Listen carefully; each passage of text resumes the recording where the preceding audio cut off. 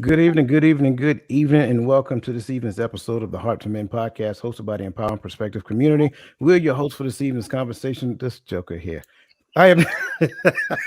I love it. I'm sorry. I'm sorry, man. Listen, we are your hosts for this evening's conversation. My name is Dwayne Dwyer. I go by the Mindset Coach, and this this motley crew that's with me this evening.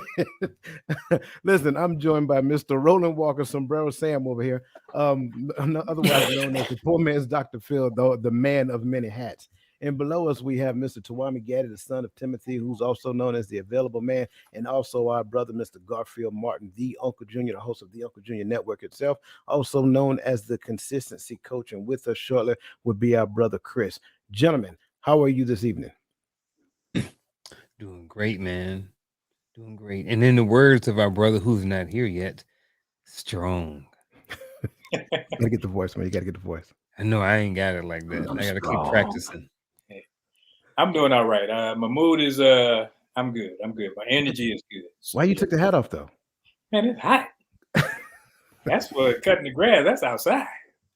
Got you, man. I got you. Putting the roof on or something. I thought he was about to get on here speaking Spanish for a second, but I'm just saying, man. Sombrero Sam over there.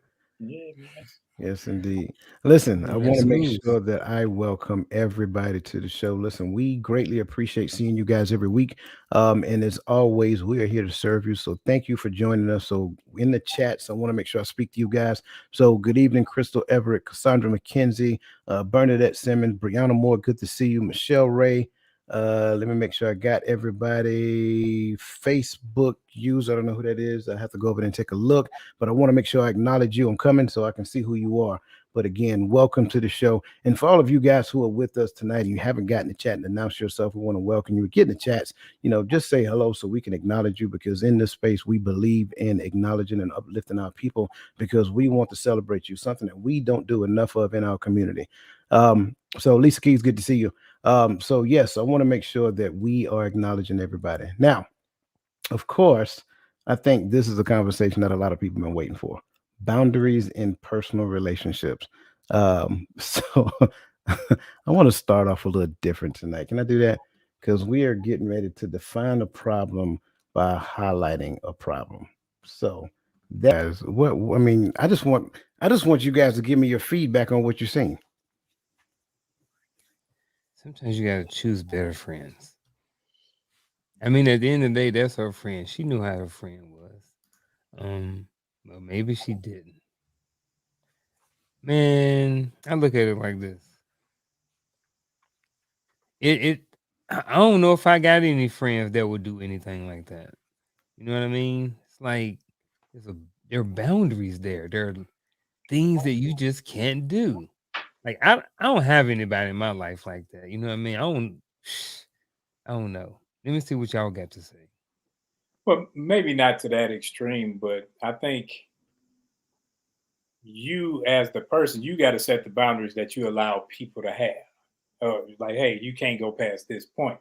And you like we all seen the Rick James, him being a habitual line stepper when they beat his knee, his legs up. Uh, you have to make sure you check people when they overstep, because if you don't, they gonna keep stepping over. And with Peaches and Rochelle situation, you have one person who doesn't think anything's wrong with it, and Rochelle is telling her, "Would you?" She asking her question, but she not. And since it's a comedy, so they got to make some comedic humor with it. But at the same time, you got to say, "Hey, you need to be on this side of the door until invited in." This probably ain't the first time that she's overstepped her boundaries. I don't. What you think? No, I don't think so either. I'm thinking I think if she's she a if habitual line stepper. if it got to the point to where you broke into the house, I mean, this behavior has probably been displayed at lower levels previously, and it just got to this level. You know what I mean? She probably didn't check it the first time, or the second, or the third, or the fourth, or the fifth, or the sixth, to where it's elevated to this type of behavior, to where you done broke in this chick's house. Yeah, and that's like I got keys and codes and everything to my daughter's house. I can walk in as is. But if I know she's home and she don't know I'm coming or something, I'm gonna call or ring the doorbell or knock on the door or something like that to let her know, hey, I'm coming in because I don't know what I'm gonna see, and I don't want to just come in and she married. They could be doing whatever, but and that's a boundary. You gotta make sure you adhere to that too.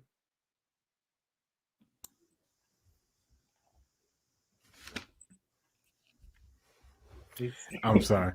I was, I was wondering what's going on right now. Put the pause hey, on. Remember, hey, see, I was trying. You said I He was can't say that. channeling Nah. energy or something. It was I a was very about to do a slow. Thundercats It or was a something. slow build. I thought he was doing like on soul food to make a mighty blow. I don't know. Hey, sometimes you got to put a consequence to a boundary. Sometimes, if it's that big, like, but I definitely agree. I see someone who has crossed boundaries and they haven't been checked. So now, if you know that old saying, if you give an inch, they take a mile. That's just a reality. That's the nature, because you've allowed that person to become comfortable enough to do that. Now, I get the show put on for entertainment value. So you got somebody who you really don't have that type of relationship with. Like, we can't kick it at the barbershop and then you just walk into my house. You getting the paws, the slugs, something. But it's just it is one of those things that you have to set your boundaries and let them be known. Or hey, you got things elevate both ways sometimes. So But I have a question though. So, like, I mean, obviously, this is a sitcom, comic, like Roland said, comic relief. But how does a person get to the point where they like exceed that far into a person's what should be understood, and I'm using that term loosely, what should be understood boundaries? Kids do it all the time. My bedroom, I just sleep there. I come in and they kids talking to their mama all over. I'm like, get out of my room. Like, because when the greatest moment a parent can have is when your kids go off, they move, they say, hey, I got a apartment. But then the worst is when they say, hey, I got to come back. Because then they come back and you used to walking around in your little Fruit of Balloons, and now you can't even do that no more. You'll see, Gaddy. they gonna see you move back Boundaries. in here as an adult. I ain't changing my habits. Mhm. You see Fruit of the Looms, if you don't like it, move out. Sounds to That's me when they like. adults. So, do you think that certain people we kind of are laxed on our boundaries, and if so, should we be? And you just hit the nail on the head right there for me, because that's where I was going next with Coach's question, which is, you get to that point. Some people say when people call you bluff, but I, I'm from the project, so when people think that you're a punk, you know, is the best term I could find. People don't believe you have boundaries, and so you have to be real about what you say. If you say what you mean what you say. If this is my boundaries, I need to check you as soon as you cross it. Hey, nah. And if you don't, some people think that's mean or whatever the case may be. But if this is a serious boundary to me, right? I gotta make sure I stop it head on. Because if you don't, then it's not a boundary. And At you least start it's not perceived as one. and you start early. It's like with my grandsons as they grow older, they go in there want to lay on and hug on their grandma and all that other stuff. Then I'll say, hey, go. You need to get your own one because I'm not teaching you that you shouldn't hug your grandma, but laying up on her and all that. No, you can go find your own woman. This is mine because you teach a level of respect for other people's relationships. Because if not, then he gonna be dipping and slipping and creeping and all these things. But when you teach him, hey, this ain't yours. Keep your hands off. So if you do it, you knew going in what you were doing. Very interesting start. Very interesting start. I think when we look at it, I think a lot of these perceived boundaries are going to start being uncovered, so forth and so on. So as we're getting into this, like, Perceive. Perceive, yes. So as we're getting into it, what is a boundary? If you guys don't mind, define boundaries for us real quick. A boundary is a limitation. It's a limitation saying someone can't exceed or surpass or go beyond this point. Where you may have boundaries, where you have lines drawn, you may have boundaries. Like people know if I'm driving from here up north, once I cross a certain point, I'm in Oklahoma or Arkansas or Arkansas, however you pronounce it. And those are boundaries. And when it comes to people, you have to allow people space, but not so much space, but you have to tell them that space so that they can know. Because if you don't know, you go exceed the boundary. And then they were like, well, I ain't know. Well, now you know now. Don't go beyond this. Okay, so Roland, you call them limitations. What about you guys? Yeah, I was looking at it the same way. It's like not necessarily a wall, but it's a almost like an invisible sign or something that you put up there to let people know, hey, look, this is it. You know what I mean? There are different analogies that we could come up with to kind of go into it, but like, it's kind of like a limitation. It's an anchor, you know what I mean? Like in your life, like, hey, look, I'm putting this down. This is it.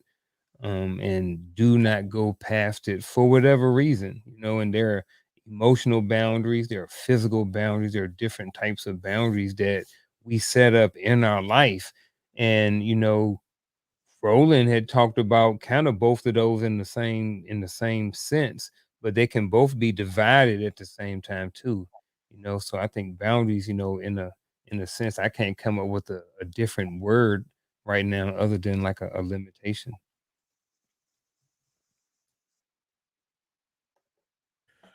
I I'm definitely there with y'all. It's a limitation, uh, but it, it can all be classified as limitation, but it's a borderline, right? There's some areas and there's some things that I don't really dance into, right? I don't play in that realm, so we're not gonna cross those lines, right? Uh, yeah, I remember what was it, Bad Boys 2, right? We're gonna create a box, and there's some things we're gonna put in that box. You remember he put the stuff in the box. He said, "Now we're gonna toss that box into the ocean." Right? And that's boundaries. He set boundaries. He at that moment in that movie, he said, "Listen, from this point on, these are our boundaries. We're not gonna talk about this, and we're not gonna cross that line." And he made it clear. Let's throw that in the box and toss it out there. And so it becomes my job to guard those things. Uh, Keep it Okay, sweet.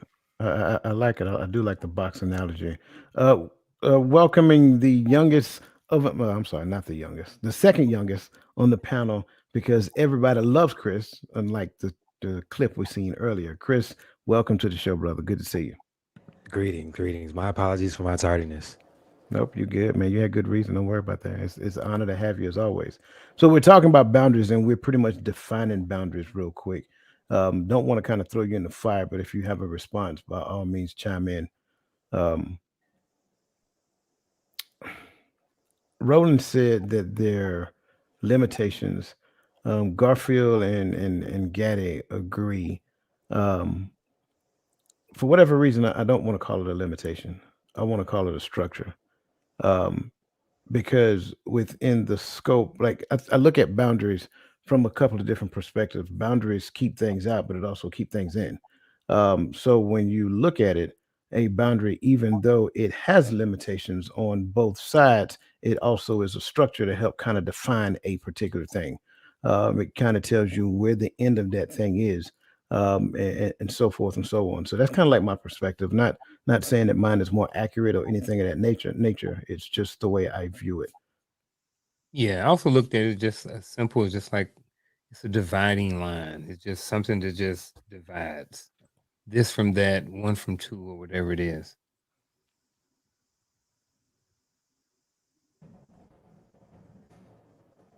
Are we Muted. talking? Oh, go ahead. No, you good. Are, You good. You good. okay. Are we talking boundaries as a whole, like how you deal with people, or boundaries within your own personal circle? Well, we're not Just dealing what? with yeah, just what is it? We're not dealing with anybody yet. Ah, well, to me, a boundary is what you will and will not tolerate. If you want to base level it, that's really all I see as what a boundary is. This is what I'm willing to put up with. This is what I am not willing to put up with. Now, if you cross that, then we have an issue. Mhm. I like it. I like it. Here's the best thing I like about all of it, and we didn't go pull Webster's or anything of that nature because I don't really believe in Webster's a whole lot. But what you heard is like different responses when it comes down to what boundaries are, and I think because of that, what you will also what you can also come to the conclusion of is that when it comes down to dealing with people, people perceive boundaries different as well. And so I think as we dive into this conversation, we'll start to unpack some of that stuff. So I want to make sure I'm honoring everybody as well before we dive go forth. Let me see. Starting up here. Welcome to the show, Christian Barrow. Good to see you, brother. Nick D, good to see you as always. Miss Verline, Queen V McCoy, good to see you. May Bird, welcome to the show. Good to see you. Cassandra, I don't know if I spoke to you earlier, but if I did not, welcome to the show. Dracar Brown, good to see you. If I mispronounced your name, please forgive me. That's right. That's it, right? Okay, good. Let's see. I think I got Bernadette Simmons, but if I didn't, welcome to the show. Also, Adrian Walthour. I hope I said that right. Welcome to the show. Good to see you. And as always, man, it is an honor to have you here as well as everybody else. So Michelle Ray says that boundaries protect our personal space. Boundaries protect our personal space, physical and mental health, and our safety and security from of our peace being undisturbed. And I agree with that wholeheartedly. Let me see. Going back up, Cassandra said that a boundary is a perimeter around a comfort zone or personal space. Ooh, we're gonna kind of dive into that. I like that. I like that. Um, I think Bernadette was commenting to the clip that we played when she said clearly when the boundaries were set, it wasn't taken seriously. And let me see. Miss Verlene McCoy says everyone needs their own personal space. And last but not least, Dracar said boundaries are absolutely necessary. And I agree 100%. So, as we like to do, we like to talk about certain scenarios, right? And so I believe the scenario in this particular one, which I think is going to be very eye opening, involves Jacob and Maria.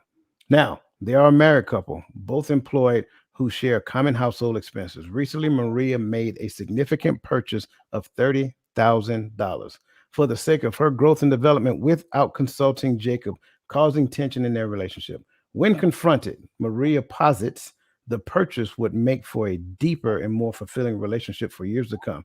Jacob isn't having any version of her story and rebuts that her behavior is self centered.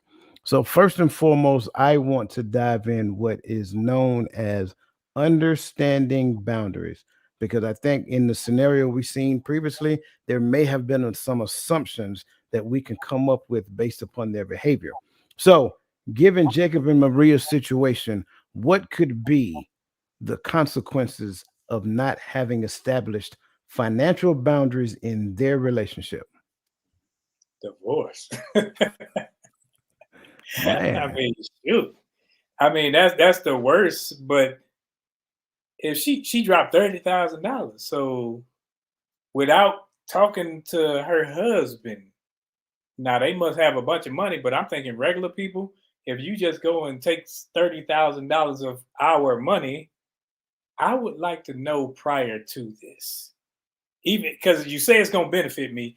Let me decide if I want that benefit. Don't just surprise, and I gotta, now you know how to make cheesecake because you've been sitting with Gordon Ramsay. No, I would like to know whether I think it's worth it, and I think respect is definitely a boundary that has been crossed here.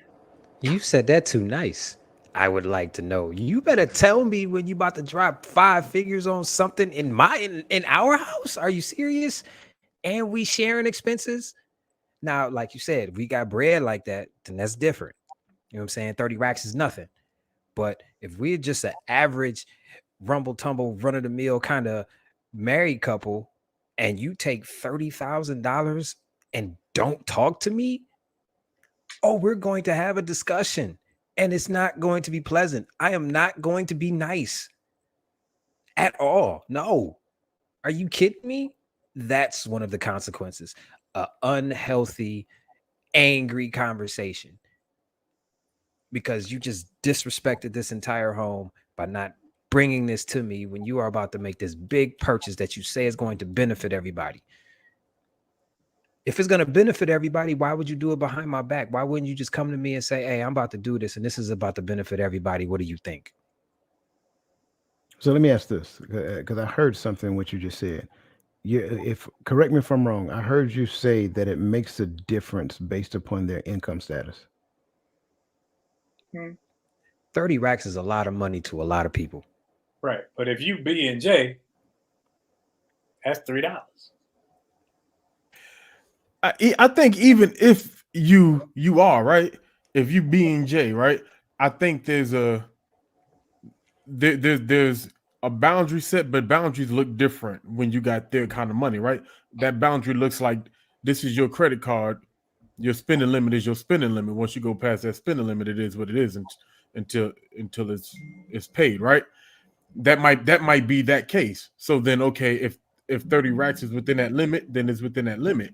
But if you're taking 30 stacks out of our shared account or our savings account, that's a different matter, because for me at least, I'm thinking it's a different matter, because if that's where we pour into and draw from together, then we shouldn't be spending that kind of money. That's a car for common folk, right? That's a car. So what did you just buy? And I'm with Chris on the, if it benefits both of us, don't surprise me with $30,000 missing, because before the surprise get here, we already separated, right? Because you created that problem. But the I might have already started cursing you out. Facts. But the question is, what could be the consequences of not establishing financial boundaries? That's the consequence, because you haven't set the boundaries, or even when you saw it, because it didn't just come to $30,000. Kind of like we talked about before. It was a couple of $400 purchases that came up. It was a couple of $1,000, $1,300, $1,500, $5,000. You didn't just jump to $30,000. There was some money missing that you didn't address because you didn't want to argue over money.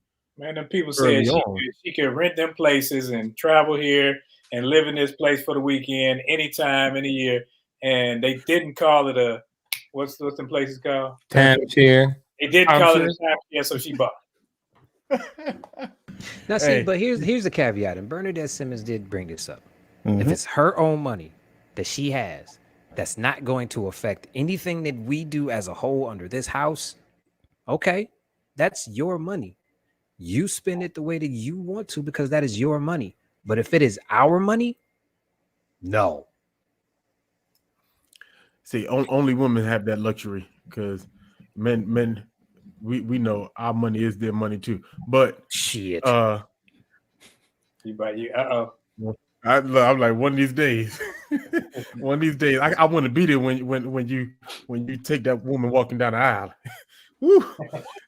The switch up is real when you're in love. Nah, but for real, all right. Because the scenario is it leads to it being our money, and regardless of if we have it or not, there might be a plan or a reason why we have 30,000 saved up in the first place. So we need to talk about these kind of purchases. But see, I don't even think it's about the money. It's about the fact that you just disrespected this house by not talking to me about making this big purchase when we supposed to be in this together. I don't care if it's $400.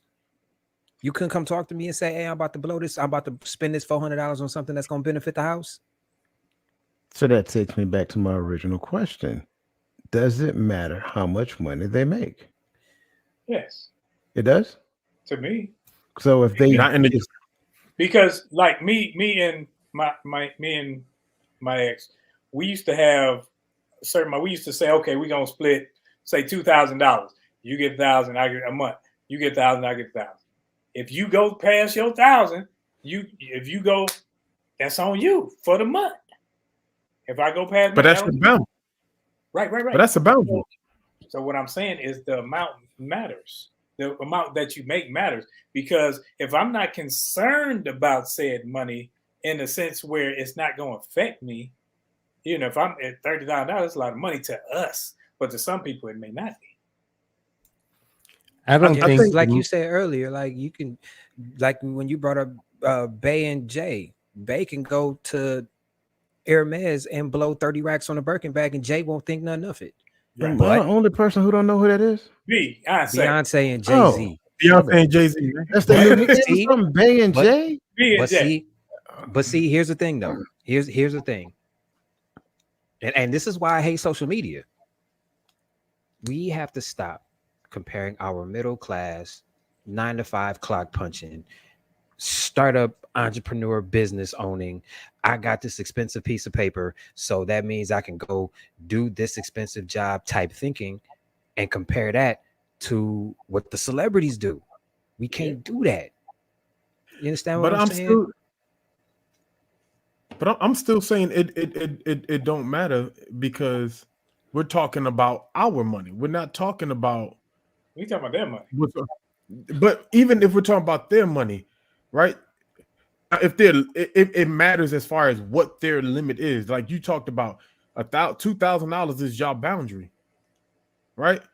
$30,000 is outside that boundary. If it's Jay-Z and Beyonce, they probably got business accounts. They probably got, so their structure is completely different because they both got business income and they both probably have personal money, right? So we get that.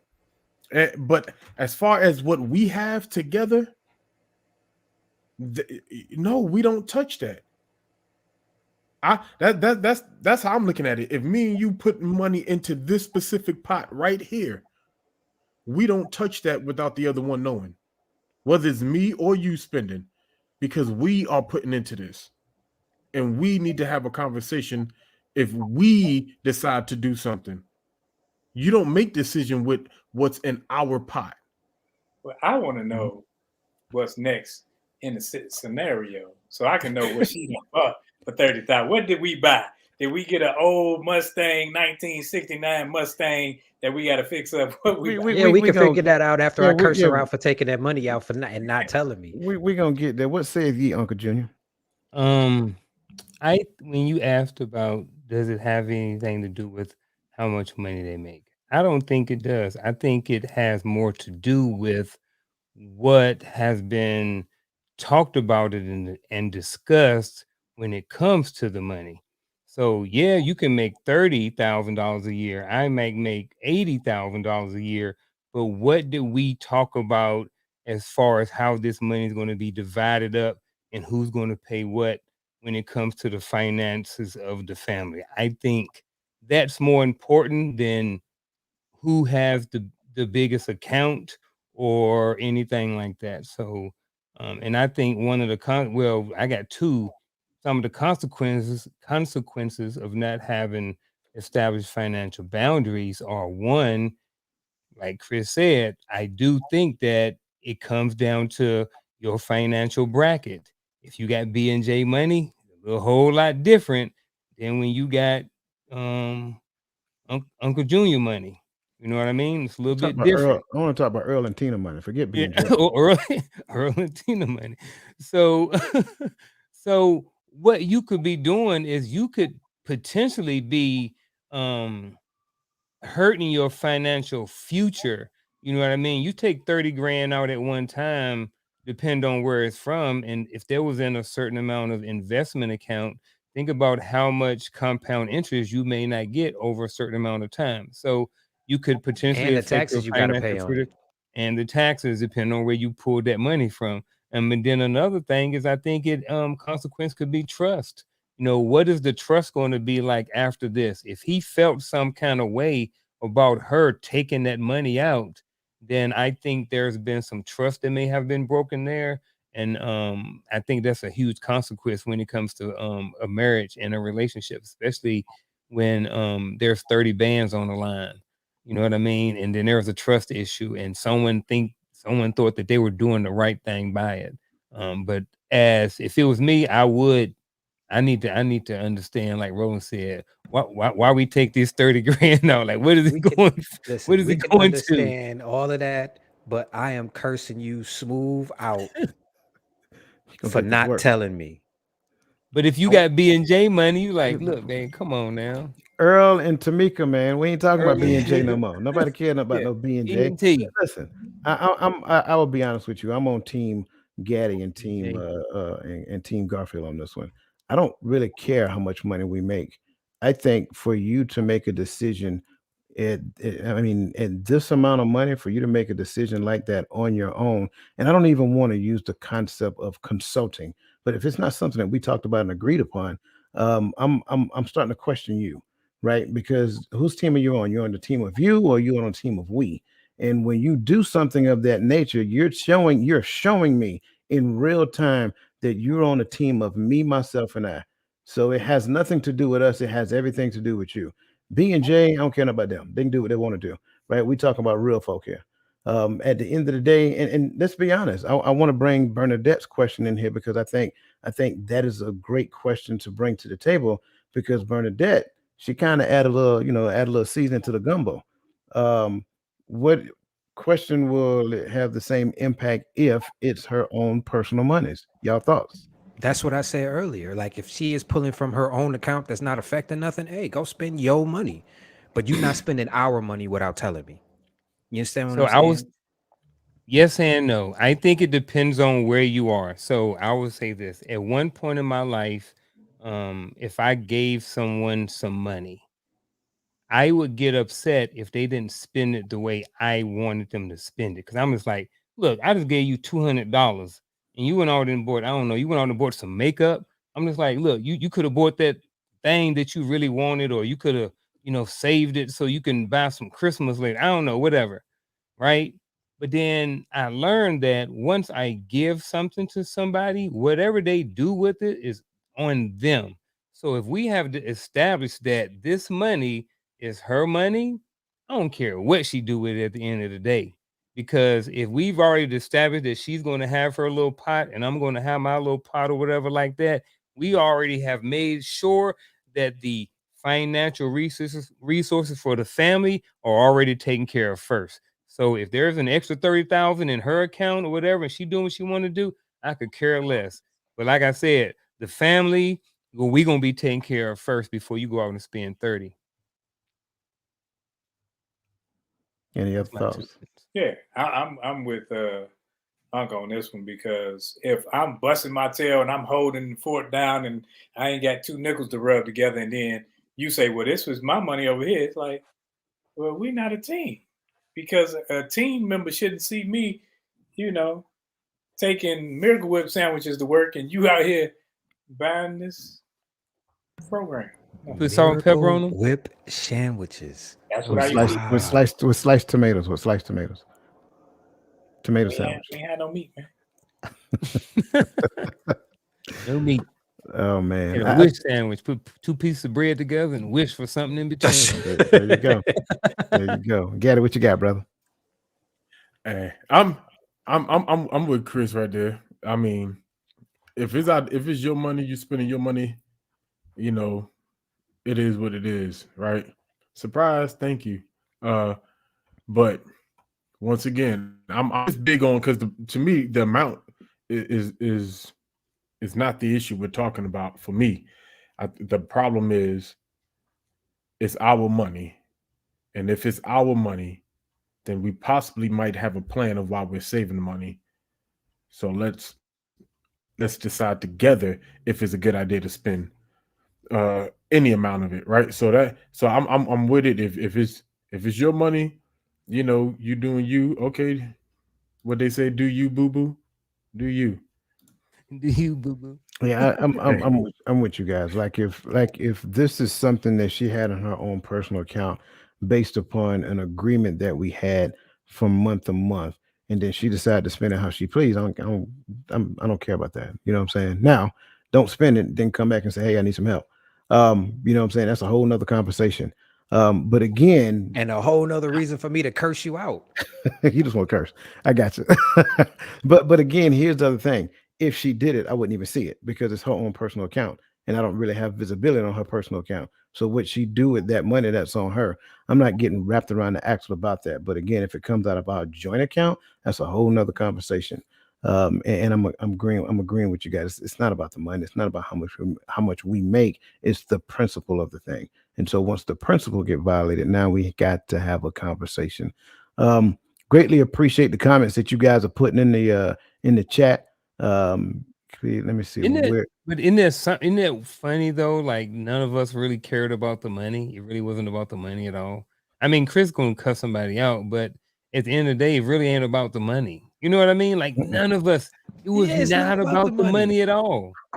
I am cursing you out for the blatant disrespect you have for this team that we are supposed to be building. Yeah. Chris cussing for $5 today, boy. I'm telling Absolutely. you. You come back with a soda in a pack of nab and get cursed out with Chris. What I'm trying to tell you. Listen, if I gotta come home and like Roland said, I'm eating mayonnaise sandwiches and you walk in with Chick-fil-A, I'm cursing you out. See, but Chris, when you get married, you're gonna realize you're gonna go in your closet sometime. You're gonna see stuff with tags on there. And oh, I've been had that. No, you got it last week. I saw the receipts on the credit card. And you're gonna see the shoe boxes and you be like, God, dog. Like the closet now becomes her closet. You go to the spare room. Chris, hey, don't listen to them jokers, bro. All Don't right. listen to them. It's another side of it. They used to be me. It's gonna happen. It's Uncle gonna Junior happen. is Not doing now. Uncle Junior Not does that every now, month now. His J's, his RCs, Oh my bro. God. I his just bought flip. another one. See? Yeah. So getting back on track. Getting back on track. All right. The next question under understanding boundaries is what understanding needs to be created between Jacob and Maria to show how might this understanding that one has created help navigate their current situation?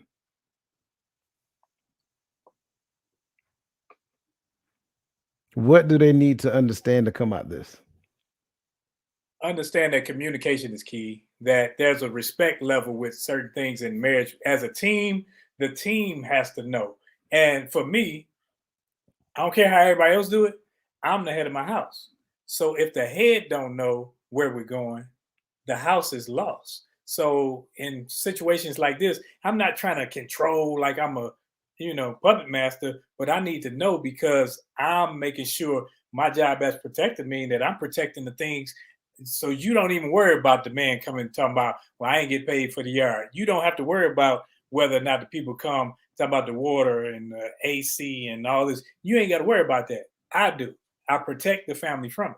Let me get specific, right? What boundary would you establish when it comes down to finances? When you making a purchase like this, you need to come talk to me. Bottom line, I don't care what it's for. Because if we are supposed to be working together to progress through life together, then we need to talk about big things like this. You understand what I'm saying? And if you cannot come talk to me about something that you think is going to benefit the family, that's going to cost a whole lot of money, immediately I'm going to be thinking, okay, what else are you not telling me? Because if this is a benefit to everybody, then it should be an open conversation. You should have no issue coming to me and saying, hey, this is going to help, but this is how much it costs. You understand what I'm saying? You need to come talk to me because I'm being nice about it. I'm being nice about it. But seriously, you got to come talk to me because if I was to blow 30 racks on something that I thought was going to benefit the family and you know what I'm saying, you would have an attitude. So why not give me that same respect? The specific would come down to what we talked through during the conversation, right? So a specific could be, hey, any purchase over X amount of dollars, we have a conversation about it. That could be one thing, or it could be something totally different. There are a number of different rules or structures that you put in place in order to protect your assets, you know what I mean, and your future and different things like that. So you have to have the conversation. So what understanding needs to be created, like Roland said, you need to have the conversation about the finances. How are we going to manage the finances of this house? You know what I mean? And then we set up a plan, and then we create those rules and those structures based off of the plan for the overall financial management of the family, not you, not me. What's best for us? Like Coach said, the most important person in the relationship is the relationship, and not you and not me. So, Speaking my language, brother. yep, I listen I sometimes. I'm gonna stay right there a little bit because you said something and Roland said something that kind of brings together my thought, which is so Roland said, I'm the head of my house, and if the head don't know where we're going, then the house is lost. It's true, but then I'm a caveat to that. If I'm the head, then I need to set what the financial vision of the house is, and then what does it look like moving forward. And now, if that's done, then anything that's done outside of the realms of that vision comes across now as blatant disrespect or disregard. Um, so yes, communication, but communication of what? Of what the goal is, of what the plan is. Why are we saving up money, right? Because we said we're not talking about B&J money. We talking about uh Earl and Tamika. Earl and Tamika money. So Earl and Tamika bring a home 50, maybe 60. It takes a long time to get to 30. So that means we have a savings account. That means we have money we put to the side for something. And so for me, the key is, hey, we need to stay on topic. You may have thought you made a good purchase, but just in case if that doesn't pan out, we can't go under this amount limit because of blah blah blah blah blah. I mean, at the end of the day, we need to talk before we spend anything out of there. But it needs to be laid out. So what we need to understand what the family goal and vision is, and then we can move forward. What you got, Chris? You still cussing? Yep. But see, that's another thing that might help navigate the tension when we have this understanding. Do you really want me cursing you out like this every time you do something silly like this? Why didn't you come talk to me in the first place? Because or I'll do a roll and say, all right, you take $30,000 out of your money. Don't come to me for nothing else because you spending your money. I'm not your backup plan and I'm not your father. So I don't have to do none of this. You understand what I'm saying? You a grown up. So with every action, there is a consequence. Yeah. Yeah, I definitely agree with that. And I'm agreeing with a lot of these comments in the chat as well. Miss Verly McCoy said it's a sign that there's something wrong in the relationship. I don't disagree with that 100 at all, because I think a lot of times we get caught up in the end state of a thing, but the end state of a thing is just a symptom, and so a lot of times we attack the symptom and never really get after the root cause of a thing. So absolutely, Dracar Brown says that. He says that say this said 30,000 purchase causes hardship in the long run. There has to be a plan to cover just in case. I'd rather know said that we can make sense of said purchase. Last minute notice leads to eviction. Absolutely. Especially if Earl and Tamika bringing in 60K a year together. You know what I'm saying? You just can't be just can't be dropping half of our annual salary on a purchase. Some of this for us. What? I ain't got no part of that. You know what I'm saying? So yeah, we got to talk about this. Cassandra's bringing out Earl Simmons. Come on now, really? um, let me see. Yeah, you guys are on it. I definitely want to. So Michelle said they need to set a limit to their cost. Exactly. That was the point I was getting at. There has to be a defined limit. I think Uncle Junior said it, and I think Gaddy said it. I think everybody said it. but you have to define a limit based upon what your plan is. Going back to Gaddy's point, what's your overall financial plan? Now, speaking of overall financial plan, I would like to get after the next talking point, because the next talking point is the types of boundaries that need to be established. So the first question here is, what are the different types of financial boundaries that Jacob and Maria need to establish in their household and situation? Again, it does come down to how much they bring in every month. But something as simple as a budget. They need to define who's going to spend what money. How is the money going to be divided up when it comes into the house? Are we going to have a joint account and then two separate accounts? Are we just going to have separate accounts? I pay this, I pay, you pay this. How are we going to manage the overall finances of the family? You know what I mean? And then with that is how you're going to determine what type of financial boundaries you set up. And I think one of them, like, kind of like we already said, um, if there's going to be money that's going to be spent outside of this range, then we have a conversation about it.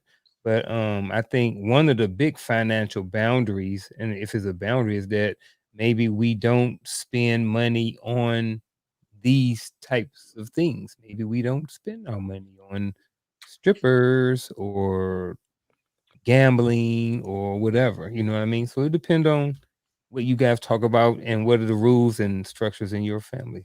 So let me add a little context here. And Nick D, I'm Mhm. agreeing with you. I don't think it has anything to do with what we make. But let me add a little structure. When we are talking financial boundaries, I don't want us just to think monies. So let's look at the entirety of the financial situation of the family. So what boundaries, what type of boundaries should we establish, or should they establish? I'm sorry. So are you talking about kind of like values? That's what I'm kind of getting out of this. Like value. What are your values about money? And all right, so I'm gonna roll with that. Since you smiling, I'm gonna roll with it. So at least I might be warm. I might not be hot. I might be warm. So with that being said, boundaries with money and the values. When I get paid, who do I pay first? Do I pay my tithes? Do I pay Big Mama? Do I go out and buy my alcohol first? You know what I mean? Do I put money in investing first? When I get paid and when you get paid, what are my values and what are my values based upon? You know what I mean? So I think that's a conversation. So having that values conversation about what we choose to spend our money on. I think we talked about it last week, in a relationship, where if someone is getting into a relationship, when we start having that financial conversation, it's like if I'm starting to date someone and I got 20,000, $30,000 of student loan debt that someone is paying off is different than $30,000 of credit card debt from retail stores and gas. So those values are important in those relationships when it comes to setting up those financial boundaries. Well, since we talking finance, I'm of the school. Y'all always know I got something, but I'm of the school of Dave Ramsey. So I'm Oh gonna make it shit. look bills. What that say? Savings, her, him. So you got to have something planned saying this is where the money going, and all money is allocated out. So ain't no just straight money out here. Not no, it shouldn't be just straight money. Oh, this is just extra. Ain't no such thing as extra when you got bills, when you have living expenses, when you have children, you have pets, and you have no, because things could happen. Just like last month in Texas, I had 2 AC units go out. Gotta have money for that. You can't just say, okay, let me rub my hands together and rub a genie lamp. Something got to pay for it. So you got to make sure things are taken care of. And if we just out here frivolously spending $30,000, then we sitting here fanning in the house. No, can't do that. Yep. And that comes down to your values. What do how you think about money? Not only values, but your financial knowledge too.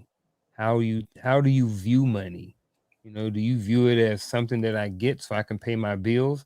or do you view it as a tool to where I can get further in life? And the envelopes. In the envelope. In the envelope. Yeah. Under I the- got one. I got one called Play Money. $100 a month. Go right to Amazon. I can buy anything I want on Amazon for $100 because I got a habit and I like to see stuff come in the mail. So I called- couldn't beat it, so I joined it. It's called an addiction coming from a Hey, I'm about Hey. to say that. Hey, Maybe. I'm soothing. I'm soothing my addiction. coming So from we an just addict. Coming from an addict, I can say that. Yeah. Jets, what you got? I was just about to say it sounds like we need to turn this podcast into an intervention right now. But Hey, but my no, name is Garfield, and I'm addicted to Amazon. welcome Garfield. But I like where everybody just went. But even in our setting accounts, right? We have to have a conversation. So because I believe bills accounts should never be touched until the bills are due, right? I believe savings account should never be touched until we need to tap into that savings, right? And I believe, having your spending or your play money, right? Whatever that is, all of that needs to be laid out in a budget, something that both parties can understand and follow, right? But about our savings money, right? We got to talk about that, right? We can't, let's say, hey, let's get it to $10,000, and that's our cannot go below money, right? Let's say somebody might have a higher money, you rich, that's cool. But let's say $10,000 is our limit, then the boundary we need to set is now when we go over $10,000, if we get to the $30,000, $40,000 mark, that don't mean you spend it until it goes back down to 10. That means let's talk and let's look at what we can do with that. We got 5 kids, so we don't really get a date night. Let's go on a trip. Let's do something. Let's put this money aside to do something together. Hey, or let's take out $10,000, leave the rest in there, and that'll be the money we split for anniversary, right? Like, because they got to be that conversation being had every step of the way leaves out room for the accidentals or the what happened to or the oops, I spent $30,000. I forgot to tell you, like, there's no room for that when we're talking along the way and we have a plan. Our base plan is let's get it to $10,000 and never go beneath it. But then when we go above it, let's have that conversation. Now we have room to do things with it. But no one person outside of that set boundary, outside of that spending account and those bills accounts, there shouldn't be any more spending happening unless we come together. So I think for me, that boundary should be set. It should come not just with accounts, but with a set amount of what we need to get to, how much we need to save, and our spending account might need to suffer for a little while until we get there. $100 aside for Amazon might have to hold off a couple of months, just putting it out there. I would be willing to do that for the overall relationship and the financial security of the family. We'll all just day. disconnect your card. Hey, Chris, what you got, brother? I got nothing. You got I'm nothing? just listening to all of you, and all of you pretty much hit it on the head. As long as every dollar that comes into our house has a job, I'm okay. That would be the financial boundary. Is the dollar working for us, or are we just frivolously spending? Maybe we need to both go to a money management course. Yeah. How about we take a portion of that 30 racks you just spit and go learn about some money instead of just frivolously doing it thinking it's going to benefit the house? Yeah. You understand what I'm saying? Babe, it's going to benefit us in the long run. Yeah, no. And if you don't shut, see, I knew it. I see it. I guess I look at it a little different. So, Roland, thank you for bringing not Gordon Ramsay, Dave Ramsey to the conversation. You brought Gordon Ramsay to the conversation too. But thank you for bringing Dave Ramsey and financial peace to the conversation as well. I agree with his principles, just not totally. I think those principles are for those people who have an immature relationship with money. So now that's the thing I like to talk about, your relationship with money. Garfield, you kind of hit the nail on the head when you started talking about values, right? So how do you relate with money. It's not just money, it's finances in its entirety. How do you relate to money? How do you relate to credit cards? How do you relate to investment plans?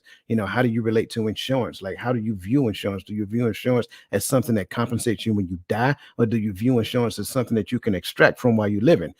All of those things matter, and these are the conversations that we actually need to have within the confines of in this relationship early, not when we get to the point that somebody done drop $30,000 on something that they get nothing in return for.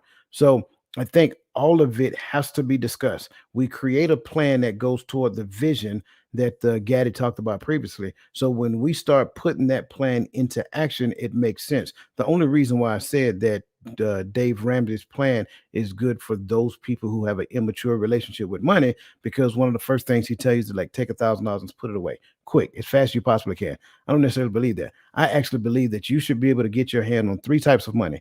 You need to be able to get your hand on $1,000, $5,000, and $50,000. Just like that. If you can't, you need to go back and reassess your situation. Now, I understand that is a goal, and that's what the relationship should be working towards. It does not necessarily mean I need to go to the bank to extract the money. It's two totally different things. Can you leverage that kind of money? And how long will it take you to get to it? If you can't get to it within 24 to 48 hours, it's not your money. That's the thing we got to understand. So that's just how I look at it. And so when we look at the financial boundaries that they need to establish, it needs to incorporate what is the immediate, if there's a thing that happens immediately, how can we get to it? And we all agree to this plan. We're all working towards this plan, and then we check it periodically. And not only we working towards this plan, we revisit this plan every 5 years. So every 5 years, we bring that plan back to the table. Do we still have the same relationship with this plan? Well, now let's move this to the right slightly. Let's move this up because we both got promotions, and things, so forth and so on. I like Michelle Ray's comment because I think she is 100% correct. And the big piece I want to point out is the concept of holiday spending. Listen, people go in debt, chase behind some dude to slide down the chimney that you ain't got. I'm just being honest. I hate to say it that way. I'm just putting it out there. Stop going in debt for giving gifts because the world say that you're supposed to give gifts. Give gifts to your kids anyway. You ain't got to wait till one time a year to do that. Do it whenever you want to, but make sure that you have the means to do it. Don't go in debt to do it. Sometimes it's okay to tell my kid, no, you ain't getting that. I'm just being, and listen, resiliency starts in the home first. If it don't start there, when they get in the world, trust me, the world will teach it to them. But I like what she says. Don't take on new debt without consulting one another. Holiday spending, gift giving, adhering to the budget. Listen, I'm that person. I appreciate you giving me a gift, but it's not a requirement. My birthday is just the day I was born. I ain't do nothing special to earn it. Just my thing. A lot So of people get guilted into that, though. I not think me. some people are guilted into feeling like they have to buy everybody something. I used to feel like that a long time ago, but now I'm just like, nah, Not this guy. good. But, I'm a but card can we guy. be honest? Can we be honest with that one though, real quick, on the gift giving? Because not necessarily the gift giving, right? And I feel the same way as you do, right? Coach, when it comes to birthdays and stuff like that. But I'm starting to understand sometimes when I listen to people talk about it, because we get stuck in the hustle bustle of life, especially when you got a house full of kids and you both got jobs. You got to get to daycare, you got to pick up, you got to get here, you got to get to school, got to do this, got to do, and life moves so fast. Before you know it, the year has gone. And me taking this time out for your birthday is the one time I get a chance to focus on shutting everything down so that I can give you that time of appreciation. Because as I know there's a lot of gurus out there that say you got to make the time, and you do got to make the time. Sometimes, we in that phase in life where the time just is not as available as we thought it would be. And so I look at that sometimes like, I'm not going to guilt you into doing anything for my birthday, no. But I understand sometimes we need to set aside time to say, hey, you are the important thing to me in this relationship. That's just me. You muted, Ro. I think that should be done more often, though. I think, like with my granddaughters and stuff. I will just say, okay, be ready. We going on a date. I ain't got to wait till your birthday because they giving you a bunch of junk. You want this, that, and the other, which I'm not about to spend money simply because society says and your friends say and all the commercials say. Because what they do is, you know what they, I'm going to go with you, Chris. What they do is they cater to your ego. They say, if I don't have this, and it's all about I. So now your ego comes into play when it comes to giving these gifts. Now, if it's a birthday, it's all about you. Like your baby girls back to back, a week after each other, and then you got the other ones. It's like, okay, so now I gotta, you just like with these proms and stuff, proms and proms, birthdays, graduation, Easter, Christmas, all these holidays, man-made holidays that they say you got to spend money for. Why I got to spend money to show my love and affection for people? I shouldn't have to spend a bunch of money to show you that I love you on some things that you really don't even care for. Now I'm not talking about Ray Ray and them. I'm talking about Olympia and them. That's what I'm talking about. I'm saying, Ray. you know, if I don't want to do something, you know, I ain't gonna do it. I ain't got to talk big and then suck my chest in. I'm seriously saying that when it comes to, you know, holiday spending, I ain't doing it. Not at all. Now, when it comes to certain things, if I want to go and get some flowers, if I want to go and do something, I shouldn't wait until this December to do it. I shouldn't wait until, oh, it's this month, so let's do that. No, if I want to do something, I should be able to do it. And I'm not going to go broke in doing it. I violently agree. I'm sorry. I have to say it that way. And here's the deal. Sometimes some people need to be broken out of the condition that they were put into because a lot of the upbringing has conditioned them to say, hey, you got to, my birthday's coming up. Hey, we got Mother's Day coming up. Hey, we got, slow down. Let's talk. Two things. Your birthday, I'm gonna thank your mama. I'm gonna thank your daddy, right? We're gonna do something. Sure, it's your birthday. I'm gonna tell you happy. I'm gonna do all those things, right? But at the end of the day, I'm not doing cheetah flips for your birthday. I'm not doing cheetah flips for Christmas. I'm not doing those things. I used to do that when I didn't know any better.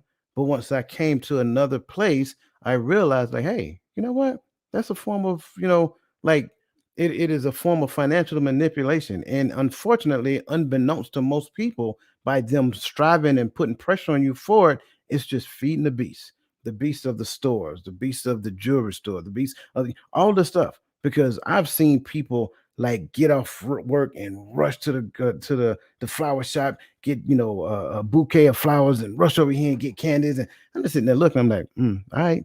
And I mean, teach his own. But at the end of the day, why not do it periodically to where that one day isn't so significant?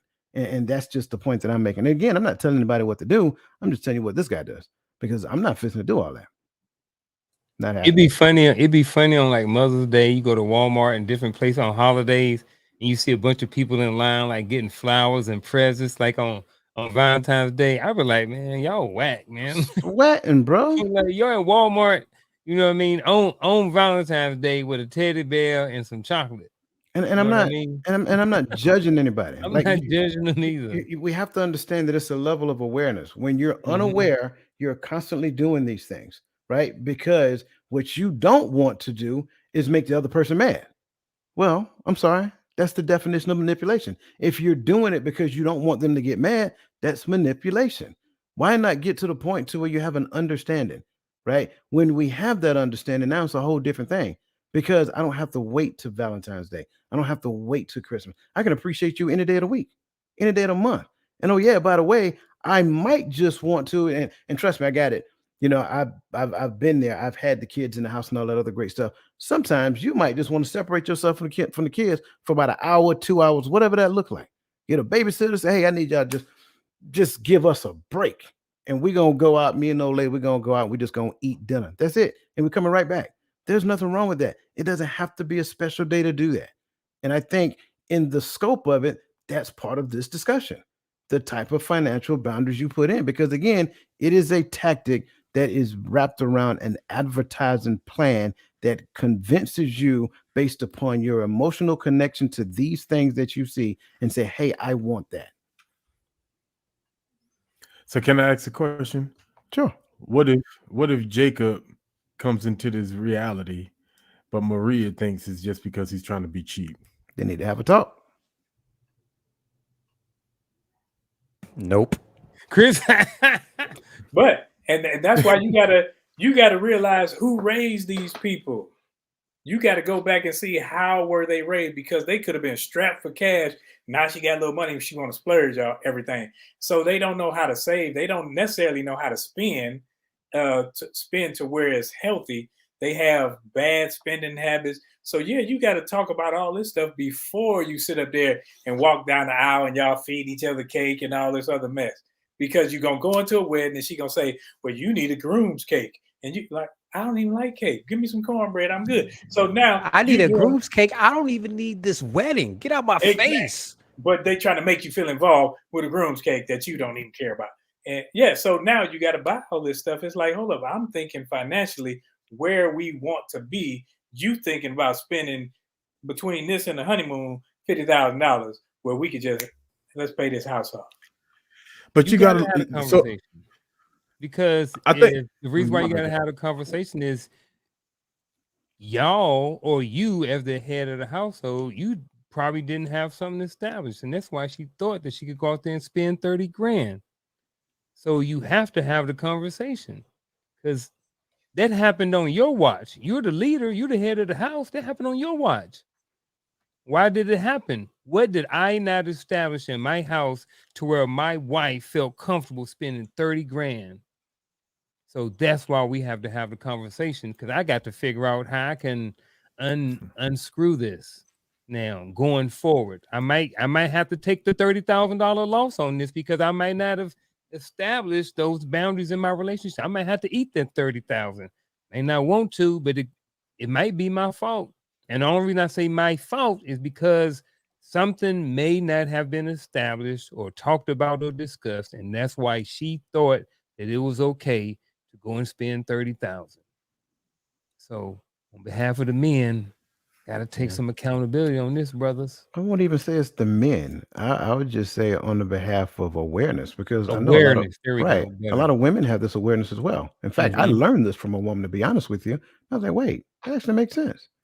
So I think that's the thing that we have to come to come to an understanding of. This is why I say we have to revisit the plan. When you revisit the plan, you come to an understanding that, hey, you know what? I don't necessarily need to do that. We don't necessarily need to do that. We can stop doing that and divert that over here, right? Another thing is like promotions. What do you do? Like most people, it is a known thing when a person get a promotion, they go spend more money.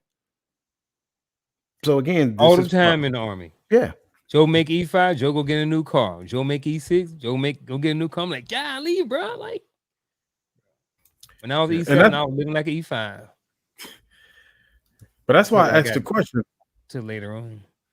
But that's why I asked the question, because if I got married at 21, right?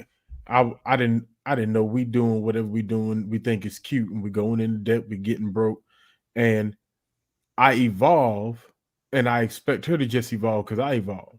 I say something, but we like Coach said, we didn't sit down and have the conversation, and so a lot of times it's hard in the middle of a relationship. You 5 years, 6 years into the relationship, and now you want a divorce because you evolved, and she didn't. But y'all been married for this long, so you know what I mean. It gets sticky. That's the only reason why I brought that up, because that's somebody's reality. Somebody is growing, and their spouse ain't grown. So is there a way to say, hey, I'm growing in this area? How do I say you come walk with me in this area? Or do I say, me man, I learn, you listen? You had it right the first time. I'm learning this. Come learn this with me because this is beneficial to everybody. Now, if I'm continuously learning and I'm continuously evolving, and you stand where you stand where you comfortable and expecting me to drop down to your level instead of you rising up to mine, goodbye. You are a hindrance now. I'll take the L. Yeah, I'm hesitant because that's a very sticky question, right? And I know how I would handle it.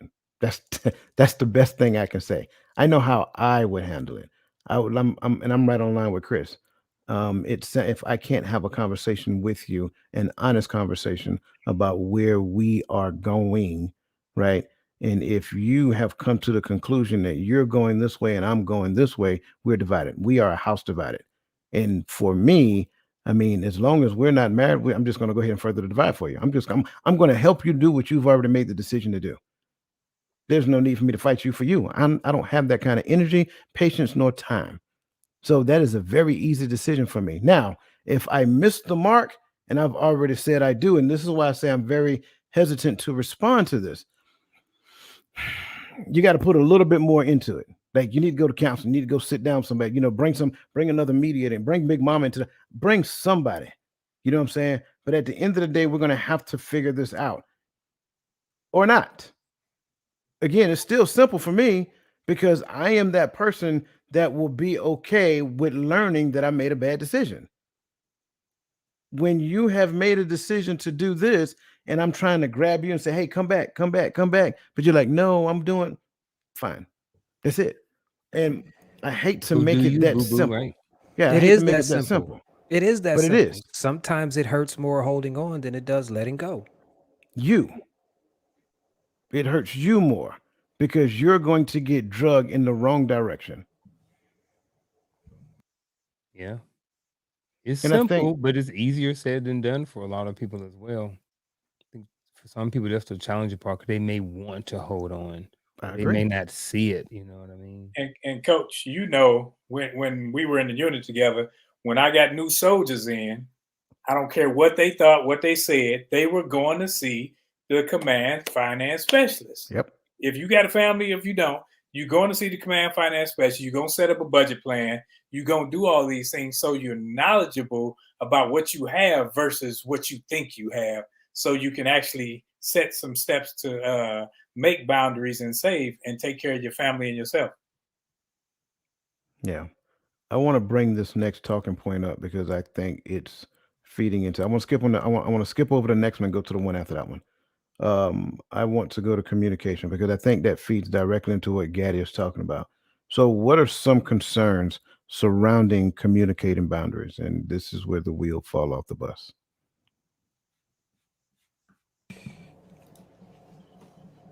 The main concern is believing that having boundaries and being controlling are synonymous.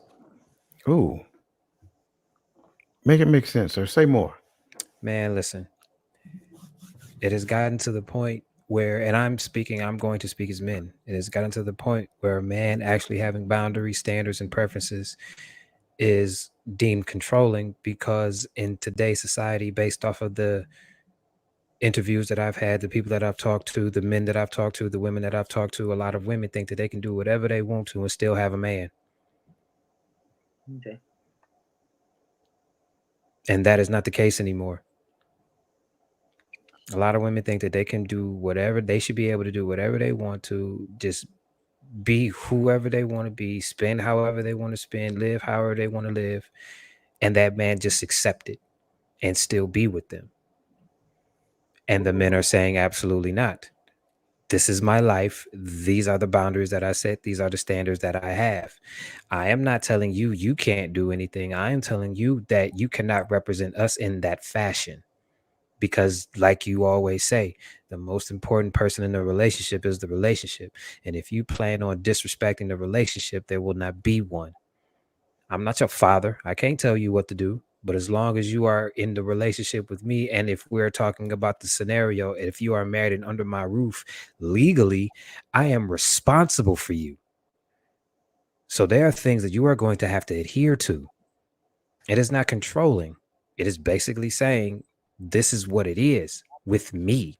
If you want to be with me, this is what it is. You can do whatever you want to, but you can't do whatever you want to and be with me and misrepresent our union. That is not going to happen.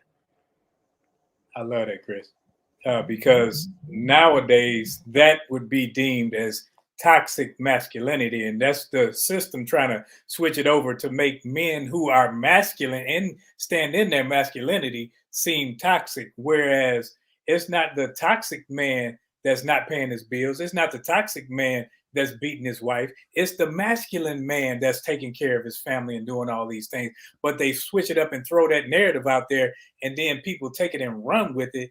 And instead of being the stand-up dude that you should be, people fall short and say, well, I don't want to be like this because of how people may perceive me. No, you still have to stand up and be the man that whomever your deity is. I say the Most High told you to be, called you to be, because at the end of the day, my responsibility to my family outweighs my responsibility to be right in somebody else's eyes.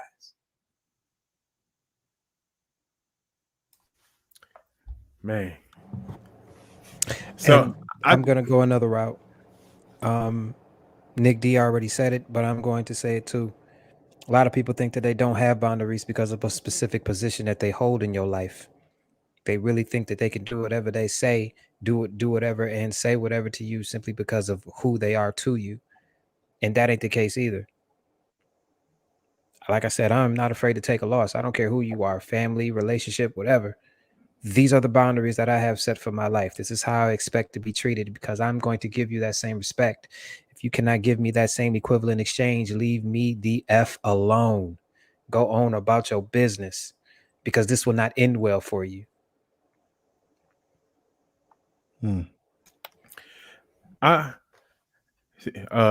Lisa Keys kind of just said the similar what I was just about to say, right? But I'm gonna say differently. I believe strongholds of wrong teachings, they're not concerns for people, but they're limitations on people. And that's just kind of go with everything that these two brothers just said, right? When you look at the way I'm brought up and the way you're brought up, and we have these two differences, it's because we were taught, just as a society as a whole, right? Man, woman, whatever. A lot of us were taught bad information when it comes to communication, when it comes to boundaries, when it comes to finances, when it comes to relationships. A lot of us were just given bad information. And so that bad information has put a chokehold and a strain on the family unit and the family structure in our community. So when we having this conversation, what we're really talking about is understanding the communication, the barriers need to be established and broke, and the ones that need to be broken down need to be broken down before it gets serious, because this lack of unified thinking going into relationships is what's killing us, right? Because let's be real. Chris brought up a point that a lot of women, especially these younger women now, are hell bent on, right? I have 1,000 boundaries on you. I have 1,000 standards on you, but you better not have one on me. Just take me as I am because I'm a woman, right? But that's because that's what they were taught, right? And the reason why they get away with it, because a lot of us men, we were taught to handle women and the things we disagree with kid gloves. We were taught that women are too tender to be real and blunt with. And so the relationship gets too deep, and now here we are. We've never had a conversation about the things that bother me, because I was never, like we talked about earlier, I was taught I was never supposed to tell you were gaining weight. I was never supposed to tell you I don't like your outfits.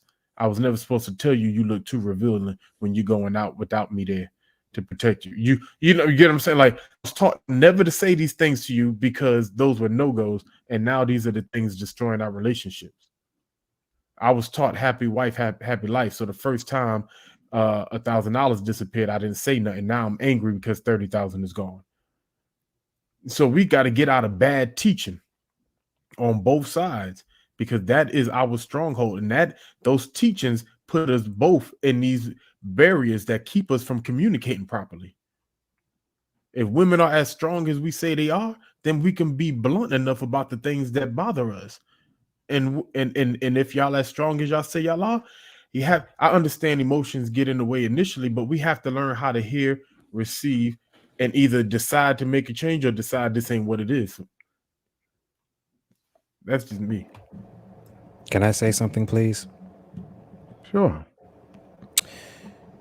If I were a woman right now, I would be upset at how society treats us. I truly would. Because for them to be the quote unquote most educated group, they sure get patronized like they don't know what they're doing.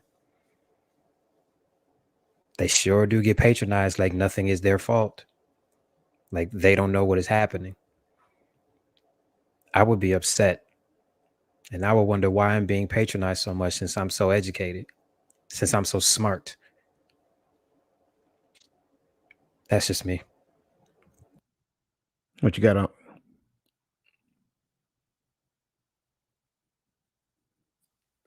Um, if I'm going back to the question, I looked at it as how much of an impact it can have on the relationship. So one of the concerns is just like you never know. Sometimes people, when they're trying to communicate boundaries, they may be nervous or scared because they're looking at how is this going to impact their relationship, and because they don't want to hurt someone's feelings, or they may not want to say something because of fear of what could potentially happen if they say something. And I'm just saying it because I know some men who are in situations in their relationships, but they don't feel like that they can come and bring said situation to their wife for fear of what could possibly say. And it kind of goes back to what Chris is always talking about. You know what I mean? He Take the L. Take take the the L. L. You know what I mean? So, but that's part of this. That's some of the consequences that this could potentially lead in an L. And if I take this L, I'm gonna hurt. I'm gonna hurt if I don't have this woman in my life. You know what I mean? Because we may not understand the other side of the hurt. You know what I mean? Because we haven't been through it yet. You know what I mean? So I just think, a lot of times I think one of the big concerns is just the impact that that conversation can have on the relationship. So let me inject another one. I want you guys' opinion. So you guys talked about the fear, and I'm agreeing with you. I mean, wholeheartedly, no pushback at all. But what about the concept that you should automatically know that that's a boundary? We kind of seen that in the video that I played in the beginning, right? What about the concept that I don't necessarily share because as an adult, you should automatically know that you can't cross that line. What about that? Ab- None of us are descendants of Professor Charles Xavier from the X-Men. None of us can read minds. You better talk. Be a grown up. Say what's on your mind. So I think culturally there may be some that you kind of just grew up with. I think there's probably some generalizations, but certain Gi- things are different. Give me some Like, examples. okay, so there are certain cultures, or there are certain people that are okay with people just coming over and knocking on their door whenever they want. And there are certain cultures like, look, you better call me before you come over here. You know what I mean? So I think that's how it is sometimes as well. But so in a and forgive me if I try to over psychoanalyze this clip, right? Because I look at the locks on the doors as established boundaries, right? Me locking my door is me stating to whoever is standing on the other side of that door, those locks means if you do not have a key, do not enter. Right? That's the basics, right? Uh so the fact that you sought opportunities to go around the locks and the barriers I put in place for you to cross my boundary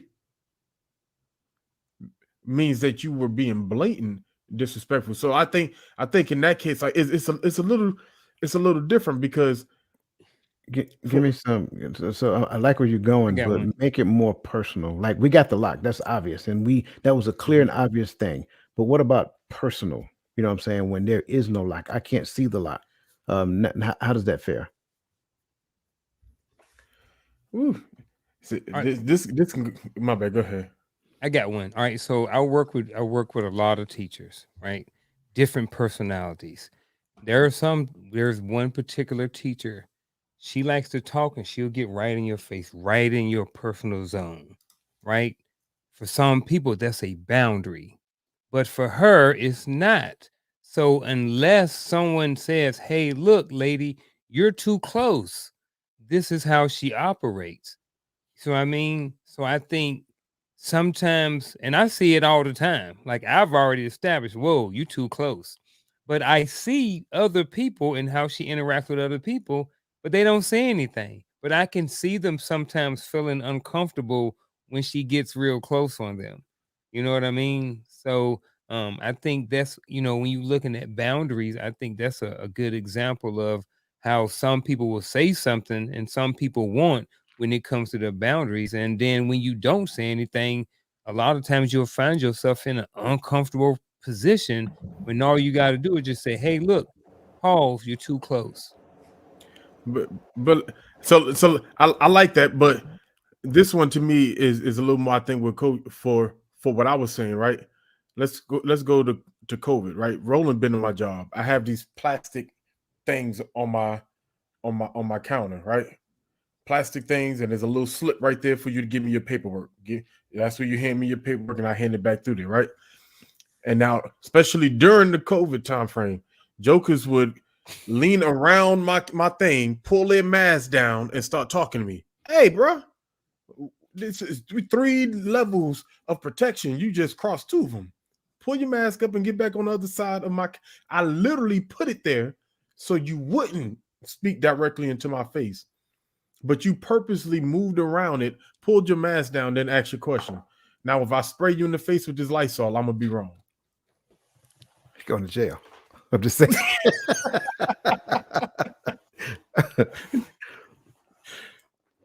I But think, not. Go ahead. I'm sorry. Go ahead. situation like this, I think boundaries.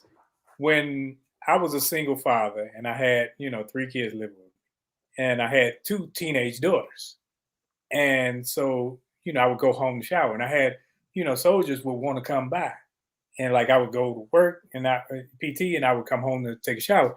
Like, can I come take? No. And then I was like, I got daughters at the house, and then they were like, well, your daughters can go stay in the room, this, that, and other. I'm like, why would I put my daughters in an inconvenience when this is their safe space? So I'm gonna allow you to cross this boundary, and simply so you can come and be around. No, I'm not going. This is their home. They need to feel like this is theirs, not so you can be comfortable in their space, but so they can be comfortable in their space. So I was like, nah, dog, you can take a shower at the gym or something. So I don't think that when we look at situations where you must set boundaries for other people, whether it be just walking in somebody's house, going in their refrigerator. No, this ain't. No, you can't just walk in and do your thing. This ain't your house. I think when you go, you sit down. You don't just go all around looking in drawers, looking in doors, and things like that. These things, sometimes if somebody does, you got to check it right then, because if not, they'll think they can run your house better than you. So what I'm hearing you say, and I want to make sure I'm clear because this kind of gets after the question I asked originally. There should be boundaries previously established just because you are a mature adult. Am I understanding that's what you're saying? If you are mature, though, yes. Right. Yes. Chris, you had something, bro? I'm yes and no, but go ahead, Chris. No, I'm asking because I thought you unmuted your mic. No, I'm gonna say yes. However, they still need to be communicated. You still got to say something. You understand what I'm saying? Like I said, none of us are mind readers.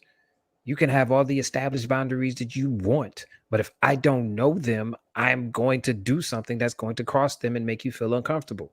I think we need to get over offending people.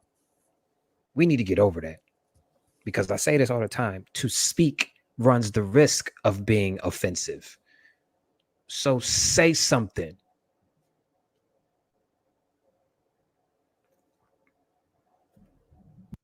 What you got on? I forgot. I got too focused on what Chris was saying. My Hey, fault. no, No. You good. That's what I'm supposed to. I'm supposed to be actively listening. so in that vein, I think Cassandra's question kind of is a very good, and it kind of goes after kind of what Roland said, and not the same thing, but it's a little different. What happens when a person just think that you must be accessible when they need you? Have you given that perception already? Have you already inconvenienced yourself to be there time after time when they call? Because I think that changes the narrative. Now there needs to be a conversation had to set that barrier, because sometimes we do it. Sometimes we don't realize we're trying to be nice to people, and so we've given them this illusion that we're their personal therapist, we're their personal bank account, we're a person, like, oh, hey, let me hold something to payday, man. This is the third, fourth payday in a row, bro. Let me hold something. How about let me hold what you've been holding for 3 Back. weeks, right? Yeah. Pay back. Exactly. So I think sometimes we give that impression unknowingly, especially like I'll be honest, when I see a lot of people that come from where I come from and they move out of that area or that environment, that ability to easily just ask for a handout because you used to have to do it so for some people it becomes easy. So if you leave that door open and you don't know where that person come from, you just being a good neighbor, they're gonna keep knocking on your door. So I think with this question, what happens when a person just think you must be accessible is this is the time when you have to have a conversation. Look, if you don't like and you don't want to feel like you always have to be accessible to this person, you have to have a conversation and set a boundary. This is a perfect opportunity to set a boundary in your life. You don't like it, set the boundary, and then be okay, like Chris said, with taking that L. If that person doesn't want to accept the terms of your boundaries, that's okay, because if we're cool, they should be okay with the boundaries. They should understand that I have a life as well, and I am not your therapist, and I can't run to your every need. And sometimes people don't think that they can make it without you. Whereas, like, if you in certain situations and say Big Mama died, Big Mama 900 years old, and Big Mama done died, you call me at 3 o'clock to want me to do all this other craziness because Big Mama gonna be dead at 7 in the morning. Call me at 7 in the morning because you're not doing anything at 3 o'clock in the morning. And it sounds rude and callous, but you gotta honor other people's privacy and time to get their peaceful sleep. You can't just sit up there and say, okay, Big Mama died, what we gonna do? And you want me to worry. I'm not worrying because now we got a plan and I can walk you through that, but we gonna do that in the morning. When you actually think, rest your mind and do all those other things. I pray with you right now, but go to bed and don't call me at 3 o'clock in the morning no more. Yeah, see, and again, a natural order for mature adults. And so, in the thing for me, I don't have to have that conversation all the time. I'm just going to be. It depends on the relationship. Depending upon the relationship that I'm in with a person, I will have that conversation. But the same measure that I use that made you assume that I am always accessible it's going to be the same measure I use to help you to realize that I'm not. So if it's the phone, it's called caller ID. Go to voicemail. I will call you back at my leisure. And when I call you, and don't send me a text and say, "Hey, I call you at 3 o'clock." I'm like, "What you want?" You know what I'm saying? I don't feel compelled to answer those questions, and neither should you. So if a person assumes that you should be accessible, show them that you're not. And again, it's dependent upon the relationship. I want to make sure I'm stressing that. It's dependent upon the relationship. Um, Michelle Ray has another great question. I think we're going to jump on that one, and then we're going to get going. How do you usher someone into boundaries if they have never been taught or shown a boundary? You lead Forcefully. you Go ahead. introduce consequence to their life. That is what you do. But isn't that punishment? Nope. It's accountability. There is a difference. You introduce It's the same, consequence. it's the same way when we were in the Army and they said we had to say those little three things. I will guard everything within the limits of my post and yada yada. If My somebody, post I only don't when care who it properly is, released. I know you know your first general order, Doc. You ain't man, that I I ain't old. have got no idea what you guys are talking All about. 3 of mine. okay. All three of them, exactly. When you were on guard duty, you had to make sure that you ain't let anybody pass without the password and all that other stuff. So now, if somebody's overstepping, you have the right to forcefully remove them. Forcefully. So I think when people don't know boundaries, you have to teach. It's like a dog. And I'm not, yes, I am. I'm referring to people like dogs, like animals, because those things need to be trained. And so do some people. You need to be trained. So when it comes to the training, you may not like it, but you're going to get it. You're going to get a whole heap of it. Like, y'all might say in the South, you're going to get a whole heap of it. Heaping A whole heap. yeah, because at the end of the True. day, I got to get this point across to know this is displeasurable to me. And I don't want to have to do it again because I'm giving you the nice version right now because you overstepped one time. But if it comes back, I'm a, what he say? What the spy singer say to the face? Slap. No, you got to give them something for it, bro. You don't be beating people up or spraying them with Lysol, but give them something for it.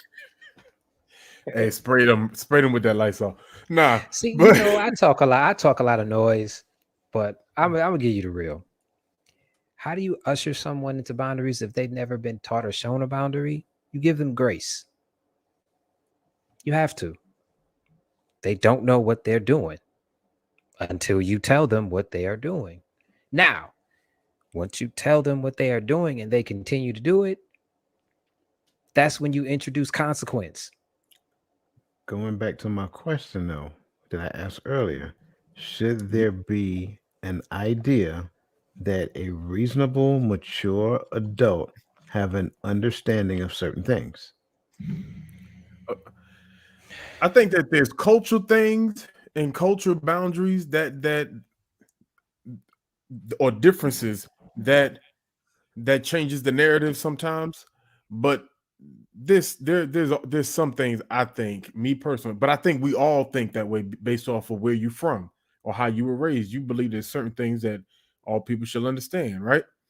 I uh I seen a conflict go down at a military ball because people in the South hug everybody, but people up north don't you hug my wife, especially if you just met her for the first time, right? So it's different cultures. So so I think there are things like that, but there's some things that I think we all believe are just routine routine understandings, right? Uh, but it's hard to define what those things are because it's different. So that might be a no, but I think we all believe so. We all were taught certain things. We were all, I'm assuming everybody here was taught when you meet a man and you introduce yourself to him, shake his hand firmly and look him in the eyes, right? And speak up, say with your chest, right? I was taught that. I've ran into some men that weren't taught that. They shake hands softly, and it's like it feel kind of weird because I ain't used to that, right? But is that? But that's just that. I think that's just a teaching that changes the way we understand things. Um, but to hit on that question, I think in the beginning you got to teach them how do you usher them into the boundaries. You just gotta usher them into it. Hey, no, back up. I tell people on my job all the time, hey, don't walk behind me and do funny stuff. You start making too many noises, I'm gonna get jumpy. And so every time we got a lady that started working up the front with us, she didn't understand that kind of boundary. I don't understand, married to a veteran. So every time she get up and walk behind me, I'm like, hey, now you're doing too much. And I tell her all over and over again, to the point to now she starts paying attention to what she's doing when she moves behind me. Like you can do what you're doing, just take what you got and move it back over there to your work area. But so Yeah, I sound like something. no, you can't. Um, I guess for me and Chris, I did that on purpose because I wanted it to be something that we consider. I think Michelle said not necessarily, right? You don't know what you don't know. And she said people do people things, and I agree. Like those are some of my favorite phrases. But one thing I will inject when it comes down to this is that your lack of understanding of boundaries prevents you from getting close to me. That's the thing that I really do believe. I don't believe that you get into relationships, situationships, whatever we call it these days, right? I don't believe you get into those types of relationships from with a person who consistently and blatantly disrespect boundaries or crossover boundaries. Um, that's just my thoughts. Now, if we did, that means that we probably rushed into it too prematurely without having a good understanding of each other, who we really are. And so, that being said, I think as you look at a person, you understand the person, how they move, how they communicate, all of that stuff, that helps you to understand like more about them. And the more you understand about them, like you don't want to cross those things. You don't want to violate these things. I don't want to irritate this person in that fashion because I seen this person when they get a little irate. You know, Chris known to cuss folk out. So I seen him when he cuss folk out. I don't want to be on the side of And him it's a getting sight. right. You know, flaming rage monster. I don't want to be on the receiving side of that. That's like looking down the business end of a shotgun. I don't want to be that guy. So that's kind of what I'm saying. Like I believe in the good order of humanity. I'm gonna say it that way. In the good order of humanity, when I go outside and I meet a person, I don't get all up close to them. What's up, bruh?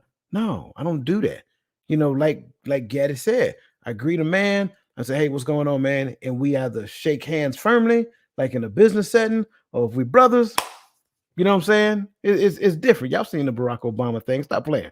You know what I'm saying? Exactly. So that's what it's like. But both are measures of respect when it comes to boundaries. That's what it is. I ain't gonna meet like let's just say I don't know. I use Trump. I'm not gonna meet Trump. And be like, what's up, dog? No, we ain't greeting like that because there's a boundary there just simply because of that. So that's just my take on it.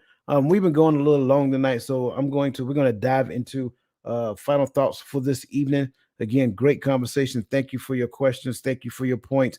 Thank you for the comments in there. You guys were adding great value. So real quick, I'm just go Uncle Junior, Gaddy, Chris, then Roland, and then I'll come back with my final thoughts real quick, and then we are going to let you guys go. So thank you guys for staying. I'll say this about boundaries in personal relationships. You have to be aware and take care of your own emotional well being.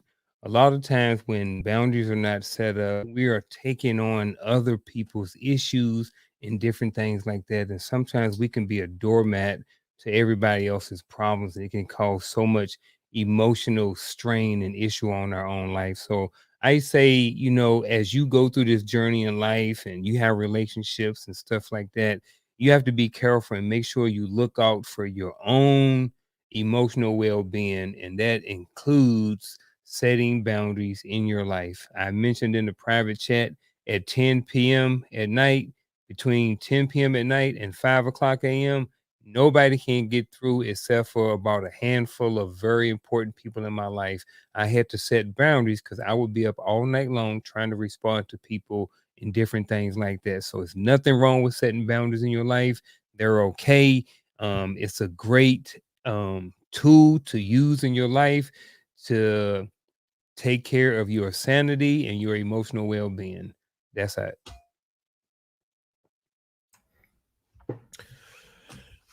I'm a I'm just going to pity pat off of Onk.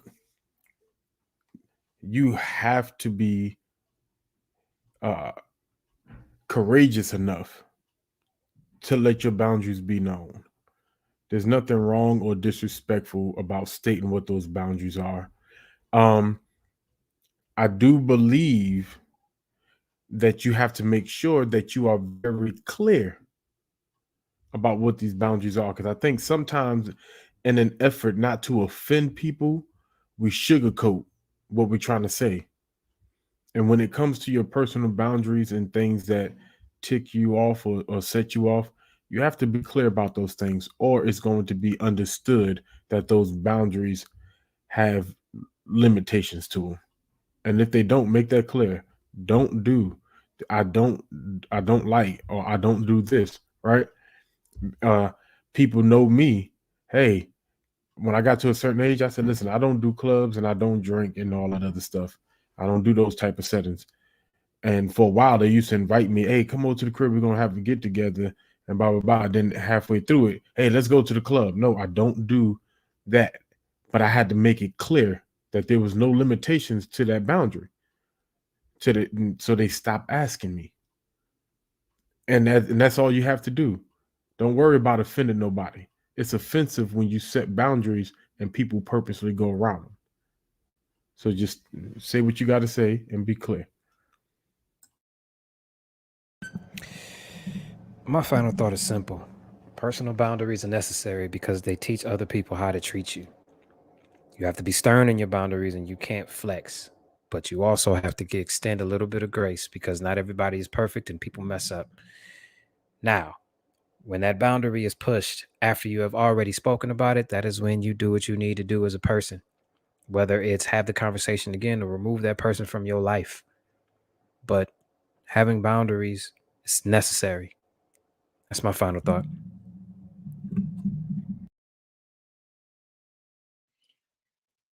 Personal boundaries, I think, are necessary. You got to have a stern conversation, because when you have a conversation, you make sure that the person knows that it's protecting myself, it's protecting you, and it's also protecting the sanctity of the relationship.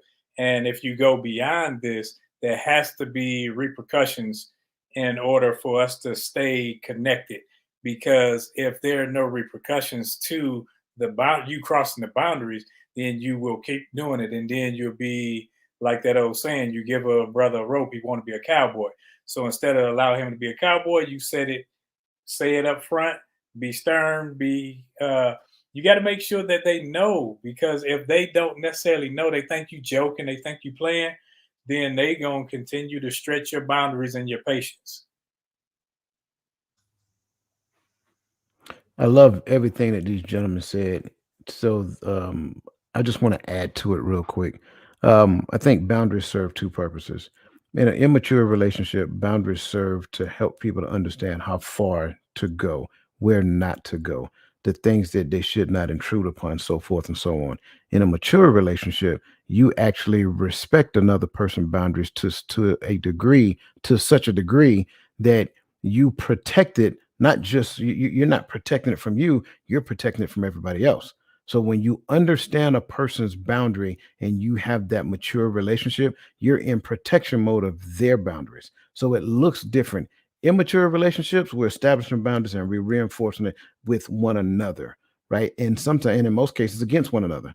Mature relationships, we understand each other's boundary and we're protecting that person from everybody else. So I think that's really how we have to look at it. I'm agreeing with everything that everybody said. I love the fact that Chris said give grace, but I also like the fact that we need to understand that when it comes down to the simple humanity, we have to have the maturity level within ourselves not to infringe upon another person's boundary. In fact, assume a boundary is already there before you make the assumption and test the waters. Like some people you don't want to test those waters with. So that said, that's my point. Again, thank you to everybody. I mean, thank you to these guys, man. These guys are awesome and phenomenal. I appreciate them. I value them. And as you guys heard tonight, they continue to add value to the conversation. I appreciate everybody in the chat, man. You guys were adding such great value. I couldn't get to everything because I know that this was going to be a long conversation. But again, we value and appreciate you guys. Again, tomorrow morning, 10:30, get off your assets and climb the ladder of success. That just felt funky saying. And climb the ladder of success. Yeah, I know, right? I will be here, and it's going to be a two-part thing. It's going to be a first part is for everybody, and the second part is just going to be for the Diamond Club. So that being said, if you're not in the Diamond Club, this is the opportunity to get in the Diamond Club. Trust me when I tell you, you're going to want to get in the Diamond Club because I am challenging people to move outside of their comfort zone into their potential and greatness. So that being said, you guys have a great rest of your evening, and have a phenomenal weekend, and we'll see you next week, same time, same channel.